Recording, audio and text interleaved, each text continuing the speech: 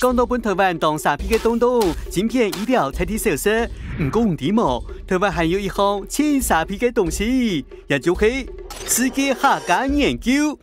合肥平时讲过，喺个20年我来地球研究客家嘅记得嘅体站偏属喺台湾。你識咩解啊？上來台灣有冇按好蛋，敢講自家係 No.1？世界客家倘有一種道理開，唔過世界客家老台灣客家有乜嘅關聯咯？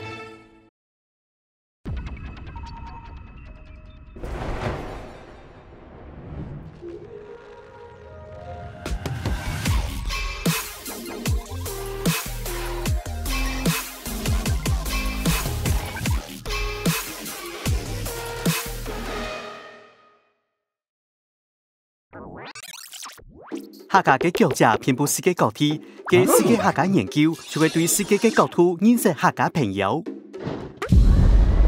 In America， 向下了解咩嘅客家人，就係東南亞婆羅族建立嘅客家國，還有印度非洲前東方嘅客家面相，綜合都係研究範圍啊。喺台灣同其他地方比起來，要看較多講起世界客家嘅研究中心，然期刊論文，跨國研討會，然學術聯盟也有當多，甚至喺2023年，印度世界嘅研究成果，喺桃園舉辦嘅世界客家博覽會，上嘅海內外超過10萬人跳下來開 party， 也到成果嘅背後，喺台灣嘅自由民主啲本件話課，還有台灣客家、老世界客家，長期以來站唔同嘅牽連。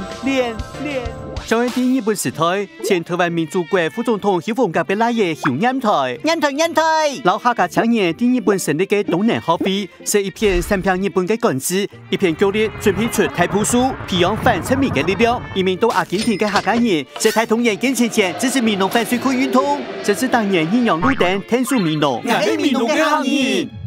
還有啲世界各地嘅台灣客家會，落地上見嘅同時，還能保有原鄉認同。嘅日嘅原鄉唔單止中國，還有台灣。一條世界客家研究，唔單止本人看到台灣老世界人客家無法度 say goodbye 嘅關係，也本人條喺世界嘅格局之下重新認識自家。佢來到台灣，會看到乜嘅研究呢？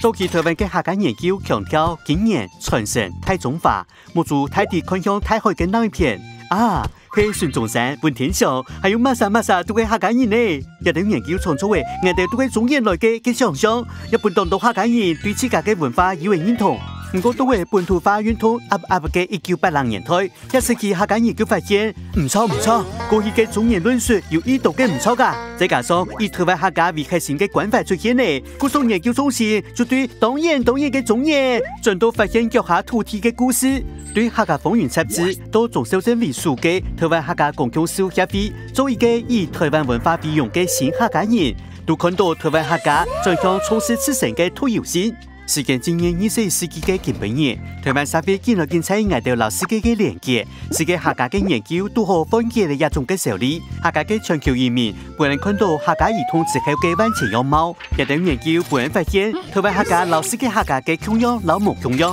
佢哋行嘅快嘅威嘢，重新認識俺老世界。